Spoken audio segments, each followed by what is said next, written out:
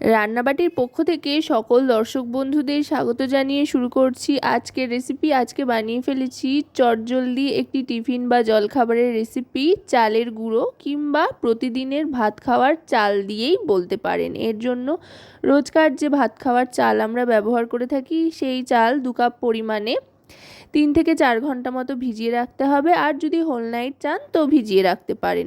তারপর ভেজানো চালটাকে ভালো করে ধুয়ে পরিষ্কার করে নিয়ে মিক্সার জারের মধ্যে নিয়ে নিতে হবে।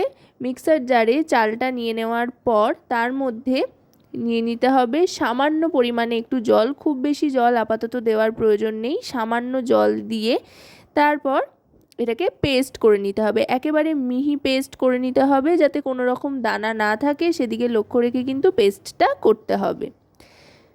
চালের পেস্টটা তৈরি হয়ে গিয়েছে। এবার একটা বড় মিক্সিং বোলের মধ্যে ঢেলে নেব। দেখুন একদম স্মুথ পেস্টটা তৈরি হয়েছে আর বেশ ঘন তৈরি হয়েছে।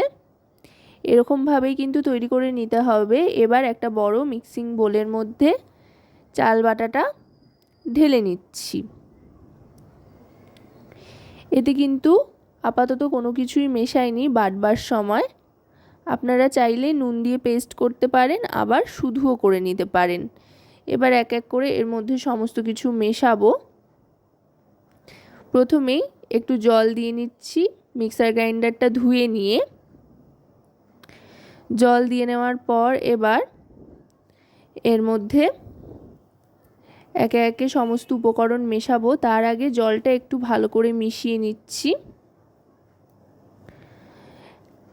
একেবারে জলটা মিশিয়ে নেওয়ার পর এবার এতে দিয়ে দিচ্ছি পেঁয়াজ কুচি। যতদূর সম্ভব মিহি করে কাটা যায় ততটাই মিহি করে পেঁয়াজটা কুচিয়ে নিয়েছি। তার সাথে দিয়ে দিচ্ছি লঙ্কা কুচি আর টমেটো কুচি। এখানে 2টো ছোটো সাইজের টমেটো, একটা বড় সাইজের পেঁয়াজ আর 4টে মতো কাঁচা লঙ্কা কুচিয়ে নিয়েছি। এবার এর মধ্যে দিয়ে দেব টক দই। এতে 150 গ্রাম মতো টক দই দিয়ে দিলাম। টক দইটা দেওয়ার পর এবার ভালো করে মিশিয়ে নেব। টক দইতেও কিন্তু একটা জলের পরিমাণ যেহেতু থাকে, তাই টক দইটা দিয়ে ভালো করে মিশিয়ে নেওয়ার পর দেখতে হবে জল লাগছে কিনা। এবার দিয়ে দিচ্ছি পরিমাণ মতো নুন। আর যেহেতু টক দই এখানে ব্যবহার করেছি তাই বেশ খানিকটা পরিমাণে কিন্তু চিনির ব্যবহারও করতে হবে। এখন এতে দিয়ে দিচ্ছি সাদা জিরে। জিরেটা অপশনাল, যদি আপনাদের জিরের ফ্লেভার পছন্দ না হয় তো আপনাদের যেটার ফ্লেভার পছন্দ আপনারা সেটাই দিতে পারেন, মৌরি বা কালো জিরে। এবার দিয়ে দিচ্ছি চিনি।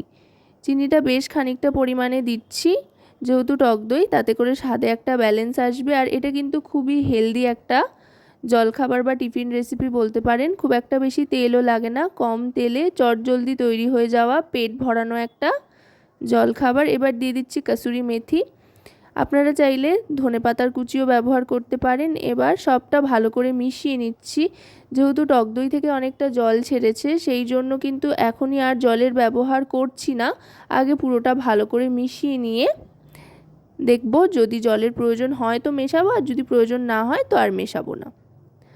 ভালো করে মিশিয়ে নিচ্ছি। দেখুন খুব সুন্দর একটা কিন্তু ব্যাটার তৈরি হয়ে গিয়েছে।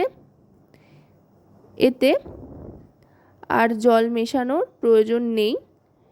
এবার এতে দিয়ে দিচ্ছি রিফাইন অয়েল। 2 টেবিল চামচ পরিমাণে রিফাইন অয়েল দিয়ে দিচ্ছি। এতে করে খুব সুন্দর একটা টেক্সচার আসবে এই ব্যাটারটা। রিফাইন অয়েল দিয়েও ভালো করে মিশিয়ে নিচ্ছি। মিশিয়ে নেবার পর এবার কড়াইতে সাদা তেল ভালো করে গরম করে নিতে হবে। দিয়ে 2 চামচ মতো সাদা তেল দিয়ে দিচ্ছি। আর গ্যাসের ফ্লেমটা কিন্তু মিডিয়ামে রেখে ভালো করে ফ্রাই প্যানটাকে গরম করে নিতে হবে। গরম করে নেওয়ার পরই কিন্তু ব্যাটারটা দিতে হবে। যেহেতু শুধুমাত্র চাল ব্যবহার করা হয়েছে তাই ভালো করে গরম করে নিয়েই ব্যাটারটা দিতে হবে। 1 থেকে 1.5 হাতা মতো দিয়ে গোল করে নিচ্ছি। আশা করব রেসিপিটি আপনাদের ভালো লাগবে। ভালো লাগলে অবশ্যই রান্নাবাটি চ্যানেলটিকে সাবস্ক্রাইব করে লাইক, শেয়ার, কমেন্টের মাধ্যমে আমাদের পাশে থাকবেন। আর পাশে থাকা বেল আইকনটি অন করে দেবেন সবার আগে সমস্ত রকম রান্নার নোটিফিকেশান পাওয়ার জন্য। আর যদি রেসিপিটি আপনারা আমাদের ফেসবুক পেজ থেকে দেখেন তো অবশ্যই রান্নাবাটি ফেসবুক পেজটিকে ফলো করার অনুরোধ রইল।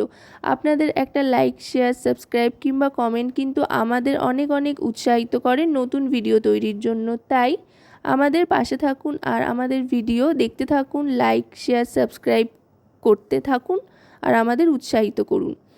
দেখুন কথায় কথায় কিন্তু একটা দিক মোটামুটি ভাজা হয়ে গিয়েছে। ওপরের দিকটা শুকিয়ে আসলেই বোঝা যাবে যে উল্টো দিকটা মোটামুটি ভাজা হয়ে এসছে। এবার উল্টে দিতে হবে। একটা দিক শুকিয়ে আসলেই কিন্তু তবেই উল্টাবেন, তা না হলে কিন্তু ছিঁড়ে যাওয়ার একটা সম্ভাবনা থাকবে। দেখুন দেখতে কতটা সুন্দর হয়েছে। একটু সময় নিয়ে মোটামুটি 1 থেকে 1.5 মিনিট মতো সময় লাগবে এক একটা তৈরি করতে। এরকম সুন্দর একটা কালার আসা পর্যন্ত ভেজে নিতে হবে। চারপাশে বেশ একটা মচমচে টেক্সচার আসা পর্যন্ত ভেজে নিতে হবে মিডিয়াম টু হাই ফ্লেমে। একেবারে হাই কিন্তু করে দেবেন না গ্যাসের ফ্লেমটা, মিডিয়াম টু হাই ফ্লেমে রেখে ধীরে ধীরে ভাজতে থাকবেন। তারপর এরকম টেক্সচার চলে আসলেই ব্যাস সার্ভ করে দিন আর খেয়ে দেখুন কেমন লাগলো আজকের এই রেসিপিটা।